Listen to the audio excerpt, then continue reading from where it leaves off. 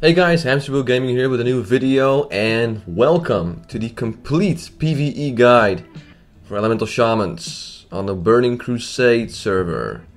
I'm recording this on the Feenix 2.4.3 server, and I'll be talking about everything you'll need to know in order to become a good shaman in PvE. And I'll be going through these different aspects. I'll be going through the introduction, then I'll go to talents, stat priority, gearing, gems, enchants, totem usage, DPS rotation, and finally add-ons. So it's gonna be a long video, and we'll be here for a while explaining you everything. And yeah, that's pretty much it. So let's get started. Part 1, Introduction. So yeah, I'm Hamsterwheel Gaming. On the server I am known as Celica, the Shaman, level 70 Torrent Shaman. And since the beginning of World of Warcraft, I've loved Elemental Shamans, but in Vanilla, they weren't really viable in PvE. So if you had a Shaman, you were almost always forced to go Resto. However, when the Burning Crusade came out, we were finally able to kick ass as an Elemental Shaman in PvE, and since then we have become a vital support class that can do amazing DPS and provide amazing buffs to our group.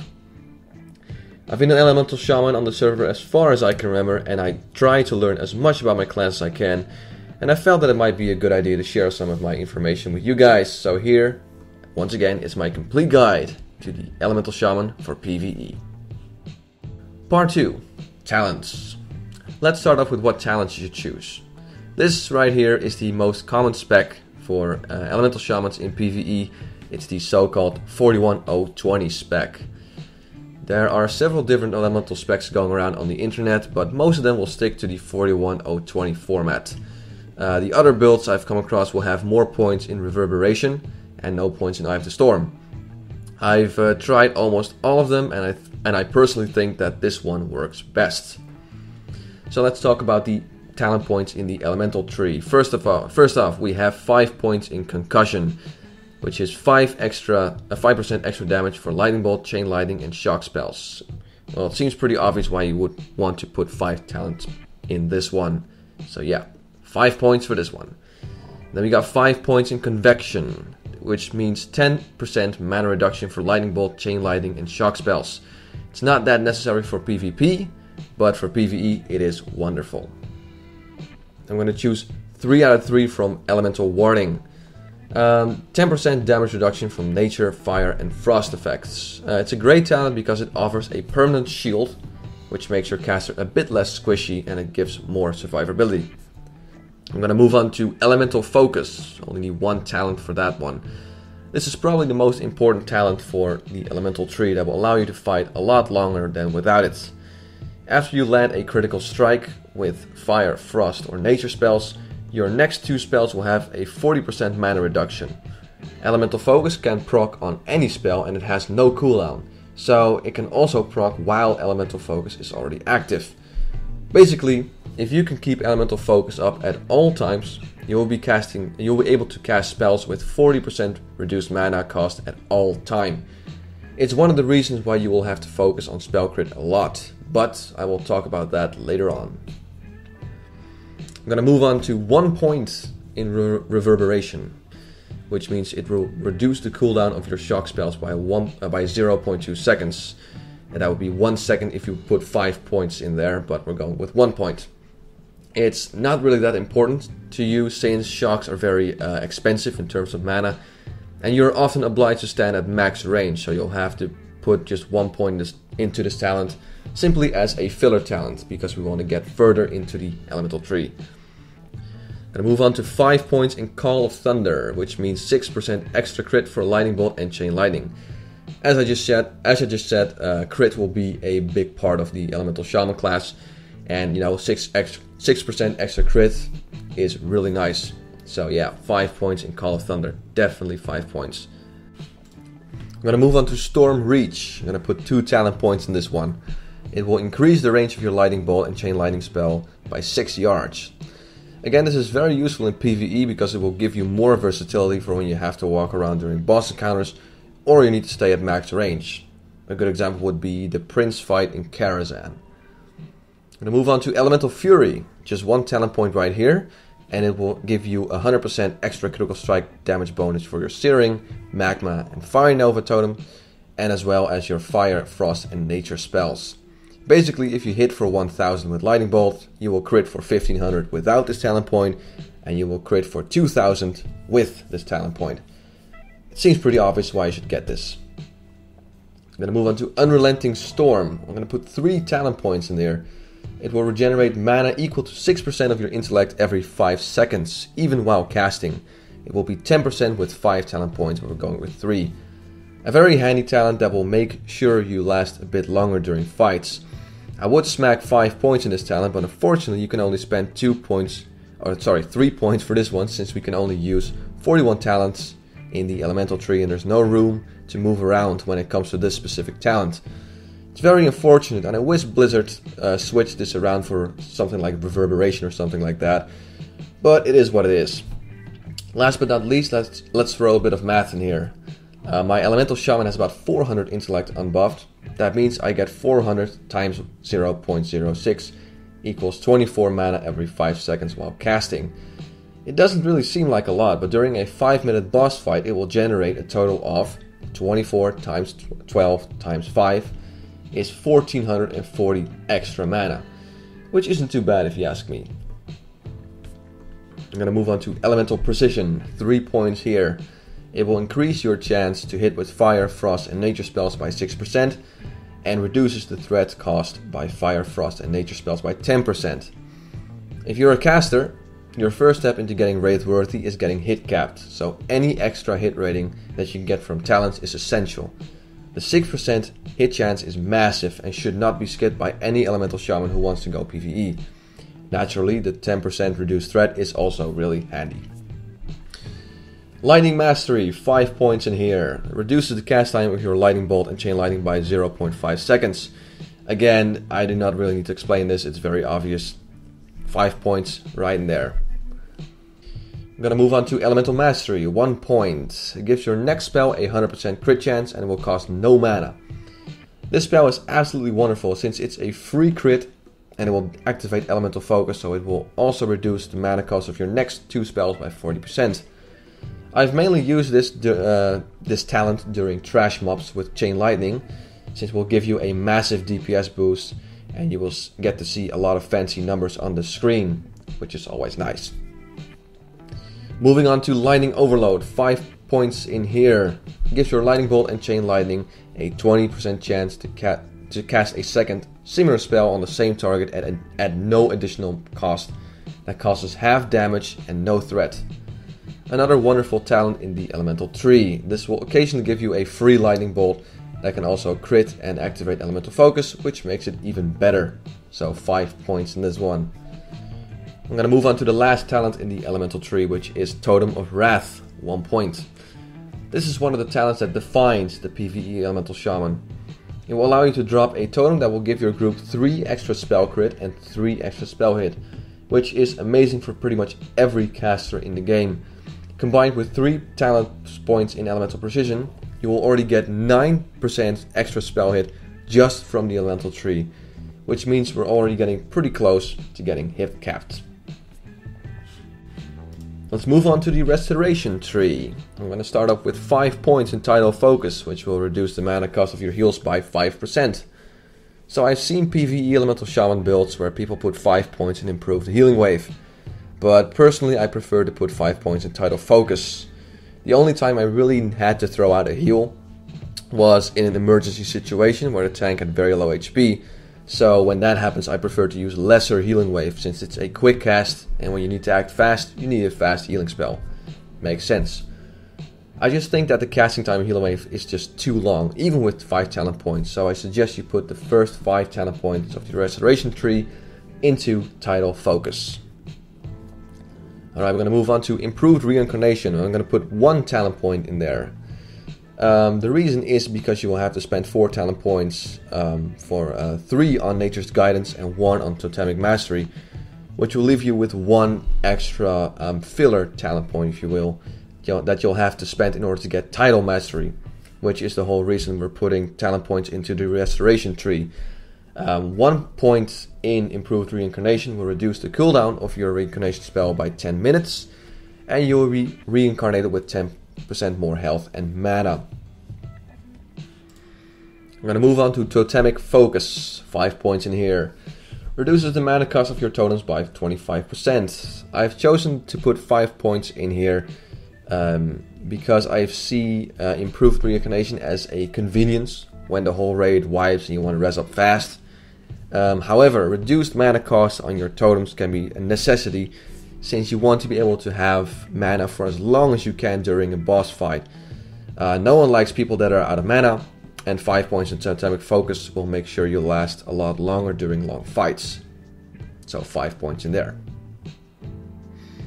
Gonna move on to Nature's Guidance, 3 points in here.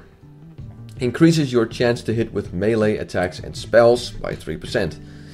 Again, an essential talent for the Elemental Shaman. Combine this with Elemental Precision and your Totem of Wrath, and you will have a total of 12% extra spell hit just from your talents, which some classes can only dream of.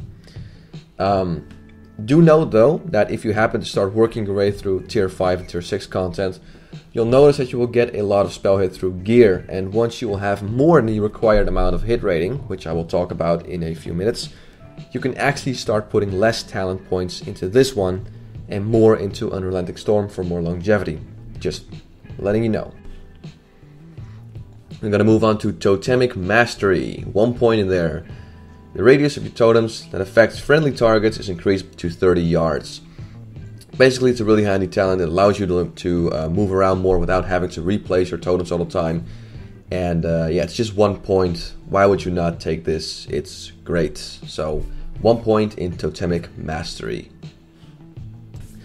And I'm going to move on to the last talent point, which is Title Mastery, 5 points in here, which will give you 5% crit for your healing and lightning spells. This is basically the whole reason why we're putting 20 points in the restoration tree. As I've mentioned before, crit is your best friend, and an extra 5% crit for your lightning bolt and chain lightning is amazing for any Elemental Shaman. Combine this with Call of Thunder and your Totem of Wrath, and you will have an extra 14% crit chance with lightning bolt and chain lightning just from your talents, which is amazing. So there you go, that's the talents. Part 3, Stat Priority. Your first priority will be to get hit capped. Luckily for Elemental Shamans, we already get 12% extra spell hit from talents alone, which will save us a lot of trouble, but you will still require 4% extra spell hit from gear, gems and enchants. And it's 3% if you're a Draenei, because Draenei get 1% extra spell hit. So 4% if you're not a Draenei and 3% spell hit if you are one. After that, crit will become your most important stat, since it will increase your DPS and will allow you to fight a lot longer, because critical strike means elemental focus, which means spells cost less mana, which means you can fight longer. Your goal is to get 30% crit rating without Totem of Wrath. After that, your main stat will be haste, then spell damage, and everything else. So, in a nutshell, 4% spell hit, 3% if you're a Draenei, then 30% spell crit without your Totem of Wrath, then haste, then spell damage, and then everything else. Part 4, Gearing. When it comes to gear, I will give you 2 item lists. The first one will be the gear that is BIS before you start raiding. BIS is short for best in slot, and if an item is best in slot, it means it's the best possible item you can get for this item slot. I've seen several lists, and here are my lists that I think have the best choices in terms of items. My first list will be a best in slot before raiding. So this is the pre-raid BIS list. I'm going to start off with the headpiece. It's going to be the Gadget Storm Goggles and Spell Strike Hood if you don't have Engineering. The neck will be the Brooch of Heightened Potential. The shoulders, the Pauldrons of Wild Magic. The cloak will be Shawl of Shifting Probabilities. The chest will be Netherstrike Breastplate. And mana-edged vestments if you don't have leatherworking. I know it's a cloth item, but the 3 sockets allow you to stack for a bit more spell crit or hit if necessary. Wrists will be Nether Strike bracers and Vindicator's mail bracers if you don't have leatherworking. Weapon will be Eternium Rune Blade. The shield will be Hamsterwheel Honor Shield. The totem will be Totem of the Void. The trinket will be Shifar's Nexus Horn. The second trinket will be Coagmirin's Eye. The first ring will be Seer's Signet, and Ring of Cryptic Dreams would be a good alternative if you don't want to go Scryers. And the second ring will be Dream Crystal Band. Then the feet will be Hurricane Boots and Vindicator's Mail Sabatons if you don't have leatherworking. The legs will be Spell Strike Pants or Stormsong Kilt. Stormsong Kilt will basically be a good alternative if you don't mind running Underbog Heroic.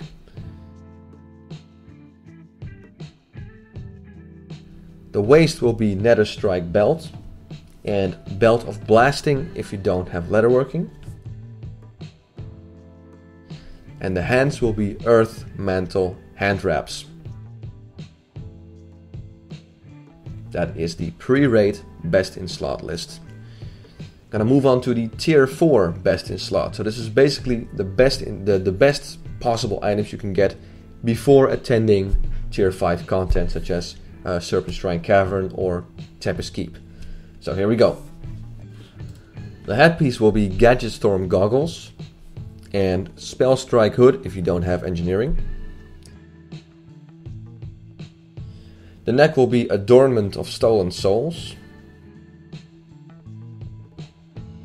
The shoulders will be Cyclone Shoulder Guards. The cloak will be Brute Cloak of the Ogre Magi.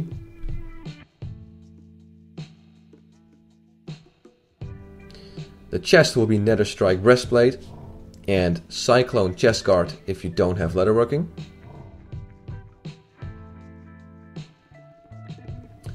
The wrist will be Nether Strike Bracers and Vindicator's Mail Bracers if you don't have leatherworking. Weapon will be Nathrasi Mindblade.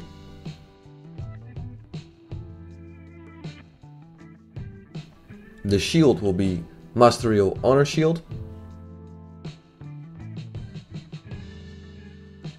The totem will be Totem of the Void.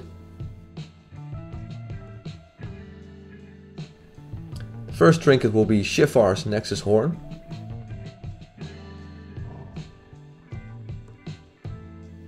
The second trinket will be the Lightning Capacitator.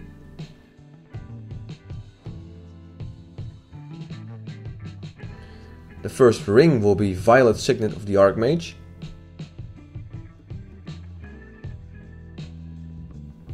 And the second ring will be Ring of Unrelenting Storms.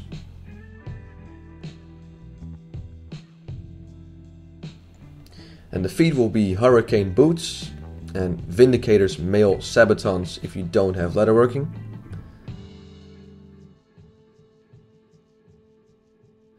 And the legs will be Spell Strike Pants or Stormsong Kilt, which is a good alternative if you don't mind running heroics.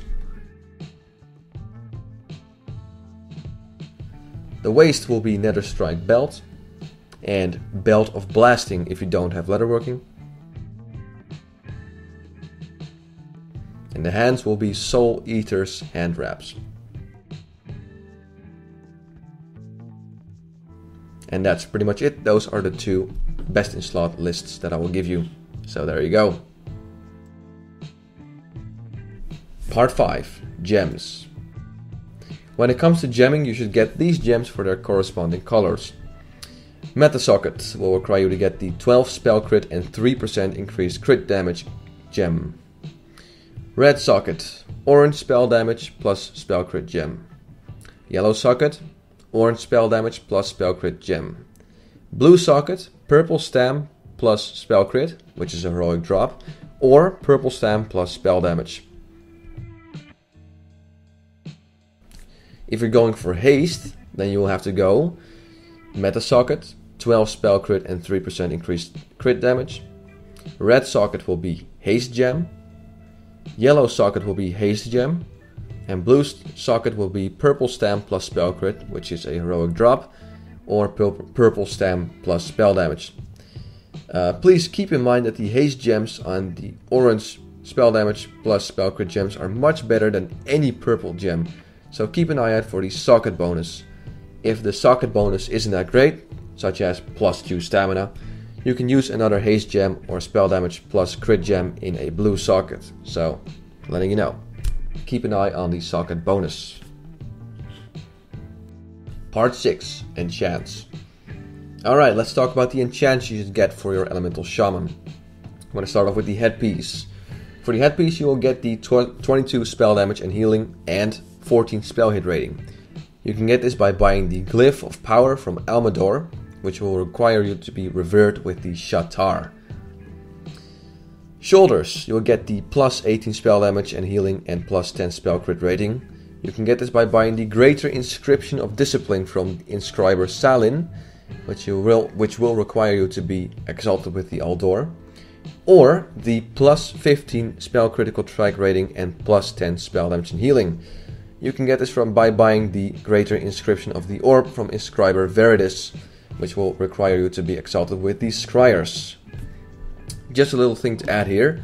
I would recommend you to go for the enchantment for the Scryers, since the epic ring that you will get from getting exalted with the Scryers is pretty much a pre-raid best in slot item, and the Aldor don't really have anything similar for Elemental Shamans. Also, the Scryer enchant for the Scryer shoulder enchant is a little bit better for Elemental Shamans because it offers 5 extra spell crit in comparison to 8 extra spell damage, and 5 spell crit is better for Elemental Shamans than 8 spell damage. So letting you know, I recommend you to go Scryers. For the cloak, we're going to go with 2 enchants that you can choose from, and it's up to you which which you prefer. The first one is Subtlety, which will give you 2% less threat, and the other one is plus 20 spell penetration. For the chest, we're going to go with the plus 6 all stats enchant. For bracers, we're going to go with plus 15 spell damage. For the weapon, we're going to get plus 40 spell damage. Now, unfortunately for shamans, there is no Soul Frost or Sunfire equivalent for nature damage, so we'll just have to stick with the good old plus 40 spell damage enchant. For the shield, we're going to get plus 12 intellect. And for the rings, plus 12 spell damage. This is only available if you have enchanting, so if you don't have it yourself as a profession, you unfortunately can't get this. For the boots, we're going to go with Vitality, which is 4 mana and 4 health every 5 seconds. For the leggings, we're going to go with the plus 45 spell damage and plus 25 stamina. You can get this enchant by buying a runic spell thread, which can be crafted by tailors. And last but not least, the gloves. I'm going to go with 10 spell critical strike rating. However, if you've reached the 30% crit without your totem, which I talked about earlier, it is better to start focusing more on spell damage. So in that case, take the plus 20 spell damage enchant instead. Part 7. Totem usage.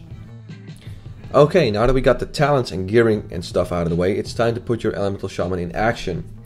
First of all, it is mandatory that you keep Mana Shield up at all times. It grants 50 mana every 5 seconds, and if you attack with it, it will consume 1 orb, which will give you 200 mana per orb. As for buffing your weapon with Flame Tongue or Wind Fury, it's not really that important. You're not really gonna go into melee range and smack bosses for 200 fire damage, so all you have to do is keep up Mana Shield, and we can move on to the totems. So first, let's talk about what totems you have available to use. I'm going to start off with the Earth totems. First of all, Earthbind totem slows enemies that are within range of the totem. It's kind of useful for PvP, but it's kind of useless for PvE, so you can just kind of forget about this one.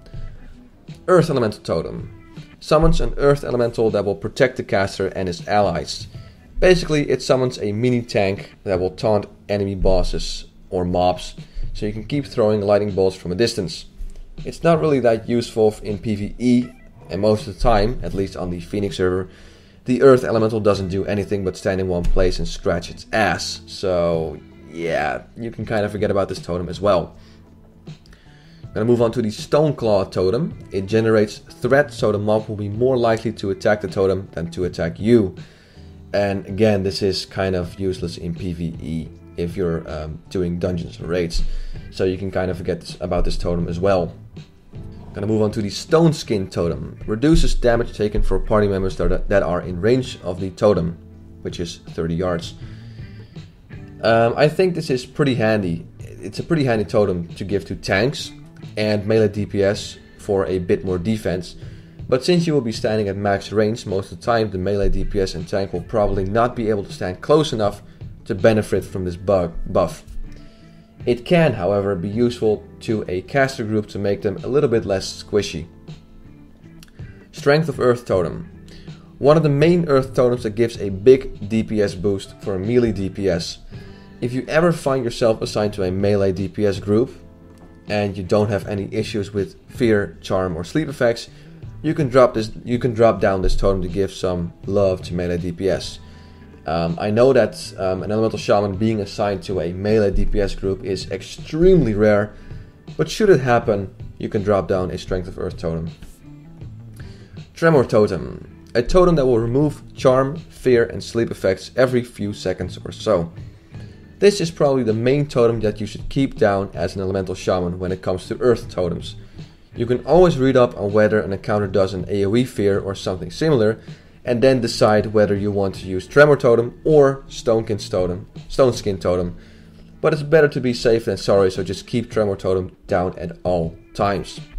So for Earth Totem, I recommend the Tremor Totem. I'm going to move on to Fire Totems. I'm going to start off with the Fire Elemental Totem. It summons a Fire Elemental that will occasionally throw out a pretty big AoE attack.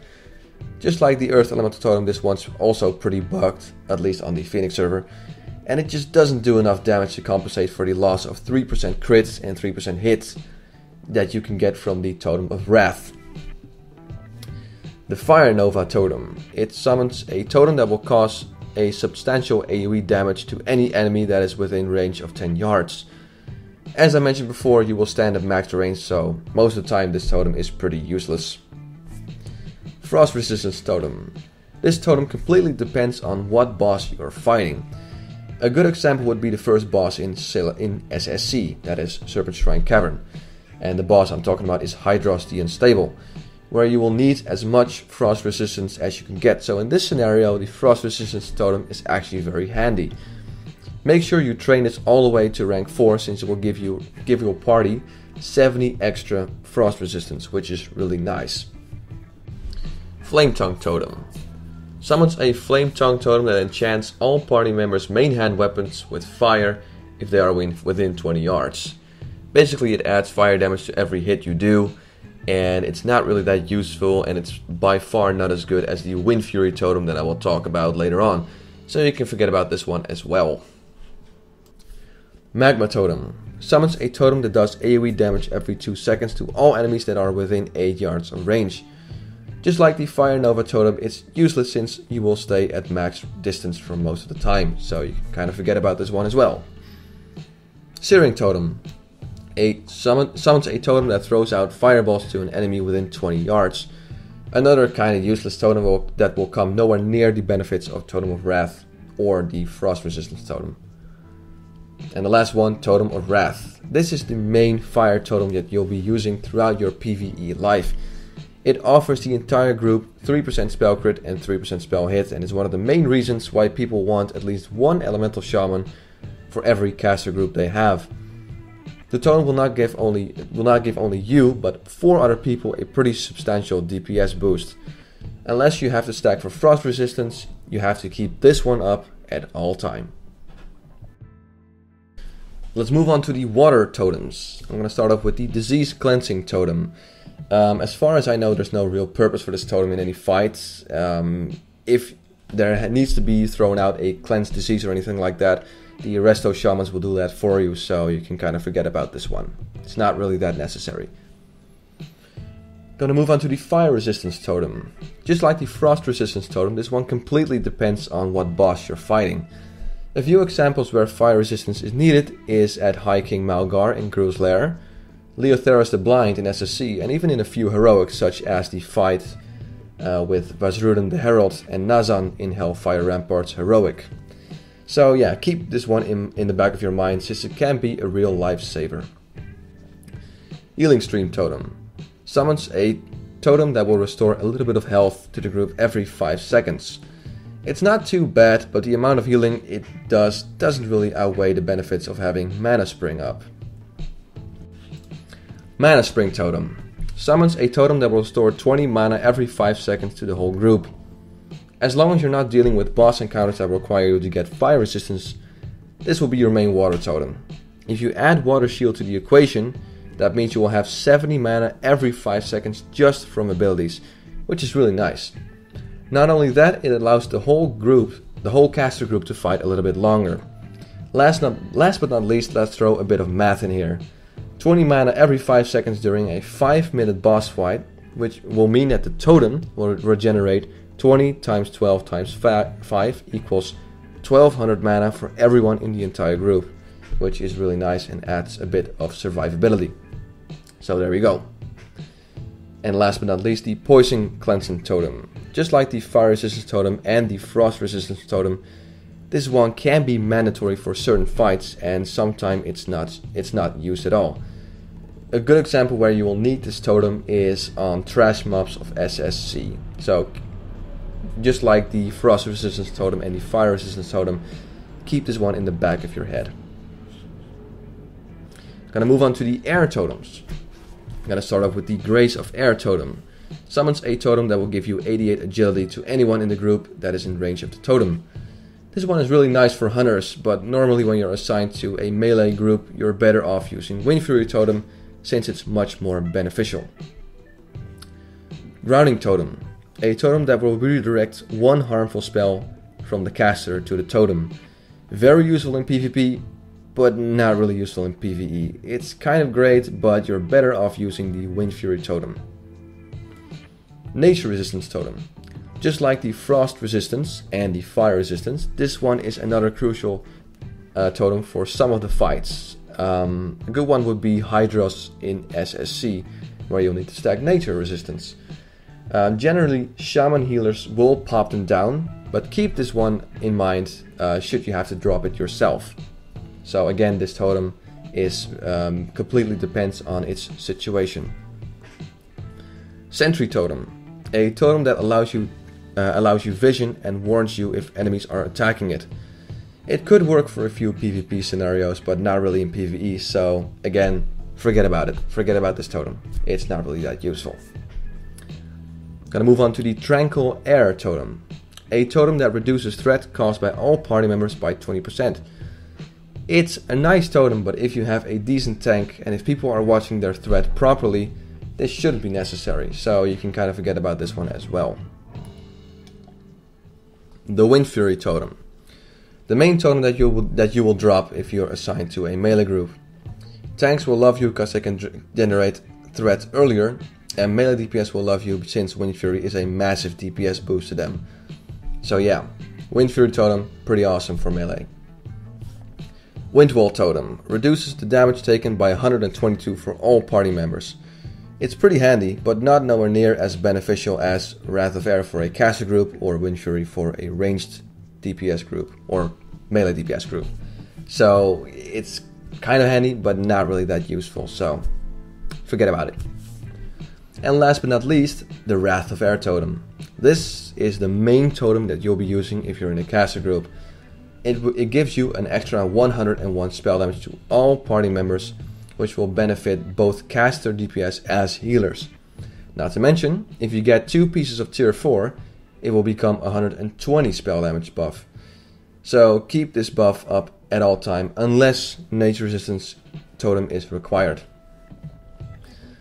Alright, that was a lot of information, but let's summarize that to make it more clear and obvious to you. So I'm going to summarize all these totems in a nutshell.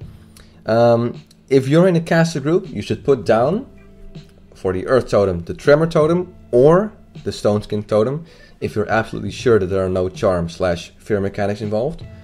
For the fire totem, it will be the totem of wrath or frost resistance totem, when you should stack frost resistance.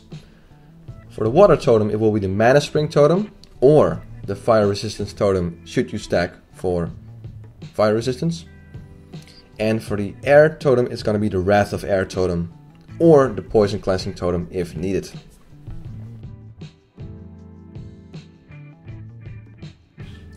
And if you're in a melee / hunter group, and again I will remind you that the chance of you as an elemental shaman being put into a melee group, that chance is extremely slim, but should it happen, you should do for the earth totem the tremor totem or the strength of earth if you're absolutely sure that there are no charm / fear mechanics involved. For the fire totem, it will be totem of wrath, and this is basically just to benefit yourself and enhancement and retribution paladins to give them a little bit of DPS boost. For the water totem, it will be the healing sprint totem. Just like the fire resistance totem, there's not really anything beneficial for melee DPS. However, if the majority of the group depends on mana, throw out a mana spring totem instead of a healing one, just letting you know. And for the air totem, it's going to be the wind fury totem. Melee DPS will love you, and it will do wonders for building up rage if there happens to be a warrior tank in your group, who can then build up aggro much faster. Grace of Air is also a nice totem for hunters, but if the majority of the group is melee DPS, then just stick to Wind Fury totems. And that's pretty much it. That's all I have to say for totem usage, so let's move on to the next part. Part 8, DPS rotation. Okay, it's time to start doing some damage with your Elemental Shaman. There are multiple damage rotations that you can follow that will use 2 spells. First up, Lightning Bolt. This is your main spell that you will use to spam constantly all the time. It does good damage, and with Elemental Focus it only will require you a little bit of mana. The second one is Chain Lightning. This is your heavy hitter. Especially during packs of mobs, you will see some really fancy numbers on the screen, and since it's only a 1.5 second cast, it's also viable against single target fights. The only problem with this spell is that it costs a lot of mana, which is why I will now show you different DPS rotations where the usage of Chain Lightning will differ per rotation. I'm going to start off with the Lightning Bolt rotation. This is the most basic way to do DPS. All you will do is spam Lightning Bolt. That's it. Though it can be quite tedious and boring, it is the most mana efficient way, and with a good amount of crit you can last a very long time doing damage before you run out of mana. The second DPS rotation is the 3 Lightning Bolts followed by 1 Chain Lightning rotation. Out of all the rotations I will show you, this one uses the most mana but will probably do the most damage. It basically comes down to being able to spam Chain Lightning as much as you can. Chain Lightning has a 6 second cooldown, which is just enough for you to spam 3 Lightning Bolts before it resets. And the third one is the 4 Lightning Bolts followed by 1 Chain Lightning rotation. This is pretty much the same as the 3 Lightning Bolt and 1 Chain Lightning rotation, except for the fact that you will use one more Lightning Bolt between the Chain Lightning cooldown. This is probably the rotation that I use the most, since you will still get the benefit from the higher damage output from Chain Lightning, but you're using it at such a rate that you won't burn through your mana too quickly. All in all, it comes down to what encounter you're dealing with. Some bosses can be dealt with in less than 3 minutes, which means you can easily take the 3 Lightning Bolt and 1 Chain Lightning rotation. But others require you to stick with the Lightning Bolt spam and maybe once in a while throw out a Chain Lightning in there. I've heard that using Lightning Bolt, Chain Lightning and the addition of Flame Shock will get you the highest DPS, but I do not recommend this rotation since its mana use is very high and it will force you to stay within 20 yards of the counter, which is 25 yards with the PvP gloves. And as I just stated, it is better to stay at max range at all times, so I do not recommend this rotation. Just saying. Part 9. Add-ons. Alright, you're still going strong? I hope you are, because this is the last part of the guide, the add-ons. And I'm going to start off with Recount, an essential add-on that everyone doing PvE should have. It shows you how much DPS you're doing compared to other people in your raid, but not only that, it can also show healing done, damage taken, and a lot more. The link will be in the description below this video. Next up is Omen Threat Meter. Another essential add-on which basically tells you how much threat you have, which will help you not to over aggro. The link again is in the video description below. I'll just do that for every add-on. The next one is Atlas Loot. This add-on is not exactly necessary, but it's a nice convenient add-on that lets you know in advance what could drop from what boss. So you can do some research on what item you could possibly get before joining a dungeon/raid. Moving on, we got Xperl, another add-on that is more convenient than essential, but allows you to fully configure player, party, and raid frames to make everything a bit more clear and more organized. It also shows your target's target, making it a lot quicker for you to notice if your target is changing its target from tank to DPS or something else. So in the end, it is more of a convenient thing, but it can also be kind of useful.